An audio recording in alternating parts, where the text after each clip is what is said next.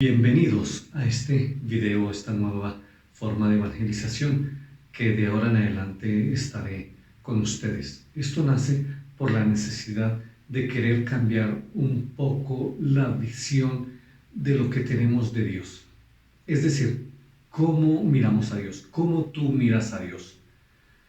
Nos han mostrado a un Dios que está lejano del que nos mostró Jesús. Nos han mostrado un Dios que no corresponde al Dios amor del cual nos habló y del cual nos explicó y del cual predicó Jesús. Pues pareciera que sí. Ahora desarrollo esta idea. Este video nace de la necesidad de querer cambiar la mirada que tenemos de Dios. Creo que nos han vendido a un Dios por allá lejano, por allá en medio de las nubes, a un Dios justiciero, un Dios que lleva un lápiz y un cuaderno y está pendiente de lo que nosotros hagamos, de lo que nosotros digamos, de lo que nosotros pensemos. Es un Dios que no nos deja ser libres. Es un Dios que está pendiente de nuestros errores para anotarlos y dizque llevarnos a un sitio, el cual que también se inventaron, que lo llaman infierno, del cual Jesús nunca habló de eso propiamente, porque querían darnos a conocer una imagen totalmente distorsionada de Dios. Si tu Dios es un Dios juez, tenemos que cambiar esa idea. Jesús nos predicó a un Dios amor, a un Dios cercano, a un Dios que se hace Abba, papito. Por lo tanto, cuando alguien va a conocer a otra persona, si hay otra persona que nos lo presenta, según esa experiencia que tenga, así nos habla.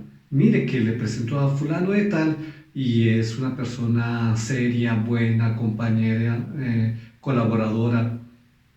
Pero si tiene sentimientos un poco ajenos, entonces va a decir que es egoísta, cuidado con pilas, y nos previene. Pareciera que esa misma idea nos han vendido de Dios propiamente porque algunas confesiones religiosas, algunas iglesias están interesadas por otra cosa, y eso es por el Dios dinero. Nos quieren vender otra cosa y por lo tanto nos alejan de la verdadera experiencia de Dios. ¿Cómo tú ves a Dios? ¿Lo ves como a alguien que está por allá y muy lejano, o lo ves como a alguien que te ama? Vamos a basarnos en la Escritura, vamos a basarnos en la palabra de Dios, y desde ahí vamos a ver que Dios es amor. Dios es alguien tan cercano que se hizo uno de nosotros, como dice Pablo a los Efesios. Nació en un establo y vivió como uno de nosotros y nos enseñó la paternidad de Dios. Y lo primero que nos dijo es que Dios es papá, y por lo tanto lo primero que tenemos que hacer es amarnos. Si alguien tiene la experiencia del amor, seguramente eso es lo que va a expresar. Pero si alguien tiene la experiencia de ver a un Dios como un juez, eso es lo que va a expresar. Miedo, inseguridad. Va a ser una persona que no va a actuar libremente, propiamente porque esa experiencia de Dios no lo deja. Además, esa persona con miedos nunca va a ser feliz ni va a dejar ser feliz a alguien. Miremos en la experiencia de los esposos. Si alguien dentro de la pareja no se siente bien, no se siente agradable, propiamente porque su mente, su corazón no lo deja por la imagen que tiene de Dios, pues no va a dejar tampoco experimentar la experiencia del amor de Dios. Si esa persona no se ama, pues ¿cómo va a amar a los demás? Que es el segundo mandamiento, amar a los demás. Los va a ver como un estorbo, como una competencia. Propiamente porque está viendo a Dios como un juez, como alguien que está ahí. En la imagen popular nos han vendido a un Dios como un ojo que está pendiente de nosotros para mirar a ver qué hicimos, qué pensamos, y eso no es Dios. Dios es amor, que se hace presente todos los días. Pero para cambiar esa imagen tenemos que hacer un proceso de conversión. Conversión significa cambiar de mentalidad, cambiar de camino, cambiar la forma como te han vendido a Dios. Y para eso nos vamos a basar en la Sagrada Escritura. El proceso de conversión o convertirnos no significa aumentar nuestra vida espiritual en el sentido de ponernos a rezar más y rezar 10 rosarios y hacer vísperas y completas y los 1000 Jesús y pagar un poconón de misas, sino ahí lo que estamos haciendo es quizás si pagamos misas aumentando las cifras de algunas comunidades de fe, las cifras económicas, pero no estamos teniendo verdadera experiencia de Dios. Convertirnos significa cambiar de mentalidad. No por el hecho de que nosotros aumentemos nuestros rezos, vamos a aumentar la experiencia del Señor.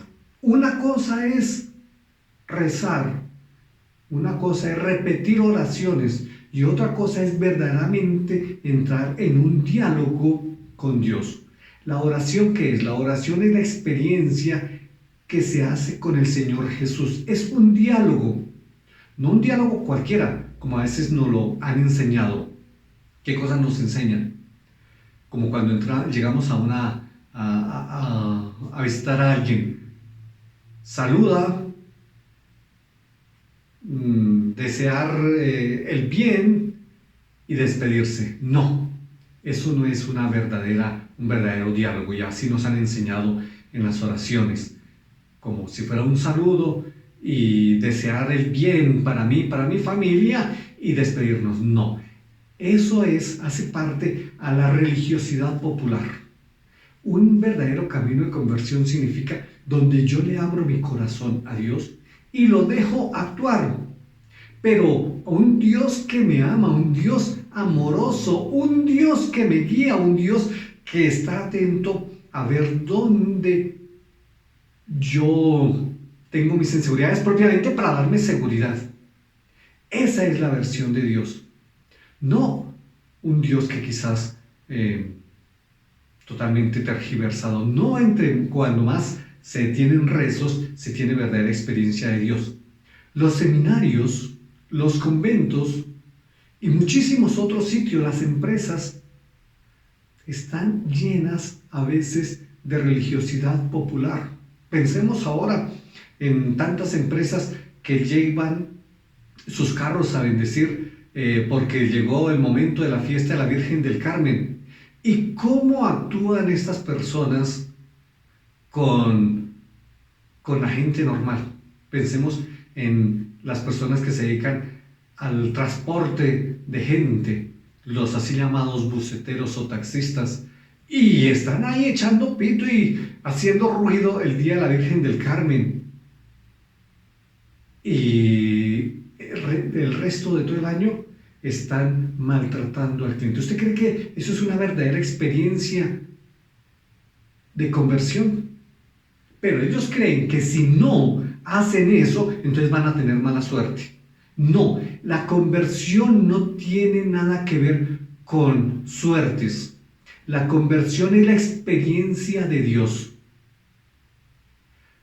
Dios no es alguien milagrero, y por eso tú puedes tener a Dios como alguien que cumple tus agüeros. Si no llevo mi carro a bendecir, entonces me puede ir mal. Y no, eso no sucede así. Si Dios te bendice, bendice todo tu camino. Pero ¿de qué depende de que el Señor te bendiga? Pues si tú abres el verdadero corazón a Dios, abres el verdadero amor para ti, para los demás y por supuesto para Dios. Eso es conversión. Porque si tú vas y pagas misas y pagas al pastor y haces sacrificios y los 1000 rosarios y la sangre de Cristo y eso, y solamente queda de boca para afuera, eso no sirve para nada. Tu visión, tu mirada de Jesús o tu mirada a Dios es totalmente equivocada. Eso no está en la Biblia. Eso no está en la Biblia. Por lo tanto, la mirada, nosotros somos lo que miramos. Si tú miras a Dios como un Dios amor, tú amas fácilmente. Pero si tú miras a Dios como un Dios vengador, tú tienes muchos resentimientos. Y tú tienes ganas de también vengarte, y de diente por diente y ojo por ojo. Entonces, veamos a Dios de manera diferente. Miremos cómo Caín ve a su hermano Abel. Eso lo encontramos en las primeras páginas de la Biblia. Y lo ve con ojos de envidia, porque él cree que Abel es un obstáculo. Si no fuera por Abel, pues Dios lo miraría a él con otros ojos. Y por eso, como ve a su hermano como un obstáculo, como él, como Caín, no experimente el amor de Dios, como Caín ve que los demás sí sirven, en este caso Abel, y él no, como tiene una autoestima tan baja, por eso se atreve a planear la muerte de su hermano. Y no solamente eso queda ya en las primeras páginas de la Biblia, también se hace presente hoy. Pensemos en cuántos con baja autoestima, con visiones diferentes del amor de Dios, compiten. Piensen en algunos sacerdotes, en algunos pastores o en gente normal que cree que porque alguien más habla de Dios, ya es una competencia. Ya los demás se fueron. Ya no. Si alguien ve al otro como una competencia, no está viendo el verdadero amor de Dios. El otro no es una competencia, el otro es mi prójimo, al que yo debo de amar, al que debo perdonar, al que debo de acoger, al que debo de dejar ser él mismo. ¿Por qué yo tengo que imponerle al otro que sea como yo quiero? Y eso era lo que quería hacer Caín. No lo veía como con ojos de bondad, lo veía con otros ojos, porque había intereses particulares en él. Por lo tanto, si alguien, tú, en tu comunidad de fe, no ve que te están brindando el verdadero amor de Dios, ahí no es el lugar. Miremos más adelante cómo Abraham ve a su hijo Isaac. Pero antes de eso veamos la actitud de Sara con Agar, su esclava. Sara es la esposa de Abraham y entonces ella es consciente de su esterilidad y por eso le dice a Abraham, Abraham, acuéstate con Agar, mi esclava, y así tendrás descendencia. Y así sucede, y entonces nace Isaac. Pero miren la maldad de esta mujer, Sara, una mujer que aparentemente aparece como buena, piadosa, llena de Dios, y no, una vez ve que Agar es bendecida, entonces ella siente también la misma envidia, y entonces hace que Agar se vaya y priva a este niño de que experimente el amor de su papá, de Abraham, y entonces la despacha y le forma problema a Abraham. No acepta que el otro también tenga la bendición de Dios. La envidia la corroe. Es una mujer peligrosa, hasta tiene malos pensamientos sobre Agar. Ahora sí vamos en Abraham. Él ve a su hijo único, el deseado, aquel que el Señor le da y lo ha bendecido, pero lo ve con unos ojos muy posesivos. Él es muy posesivo respecto a su hijo Isaac.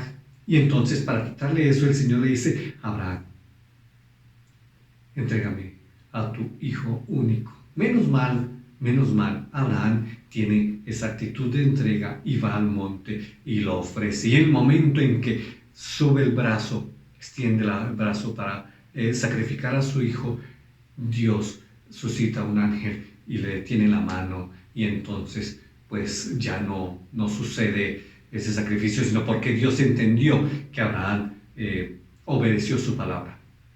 Entonces, a lo que voy es de que a veces no dejamos ser al otro lo que él tiene que ser. Abraham es tan posesivo de su hijo Isaac que es acá, bajando del monte, cuando Isaac ya empieza a ser lo que es, una persona totalmente independiente, y entonces es bajando del monte cuando él se puede esposar, cuando él consigue esposa, cuando él toma sus decisiones, cuando él es consciente de sí. ¿Por qué? Porque antes su papá no lo dejaba. Lo tenía tan protegido que eso no es dejarlo crecer. ¿Con qué mirada ve David a la mujer de Urías? Es una mirada lujuriosa, ¿verdad? Recuerden allá cuando David, en medio de su día normal, ve a la esposa de Urías y entonces la quiere para sí, porque la de los demás, la esposa de este pobrecito Urías, también la quiere tener. Tenía varias mujeres, pero quería tener otra más. Para eso se vale de muchísimas cosas. Mata a Urías. ¿Qué mirada tiene David en su corazón? Es una mirada totalmente lujuriosa. Y se vale de cualquier cosa para hacer realidad esa mirada que tiene. Pero eso no es cuestión de hombres, porque usted puede estar pensando, no, eso es una cuestión de hombres. Pues también encontramos en Génesis 39:7 a una mujer que también ve con ojos lujuriosos a José. Y esta mujer seduce a José y José dice, no. Y entonces, ¿qué no? Y entonces se vale de mentiras para poder hacer realidad su sueño, y entonces hace de que a José lo encarcelen, lo castiguen. Y es una mirada de hombres y de mujeres, miradas lujuriosas. Son miradas que, a pesar de que las encontramos en la Biblia, no es que estén llenas de Dios. No están llenas de Dios. Y así podemos encontrar varias miradas.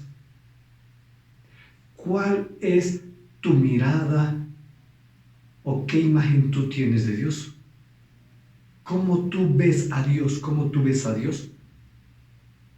Dios tiene una mirada sobre cada uno de nosotros de amor, una mirada en la cual nos bendice.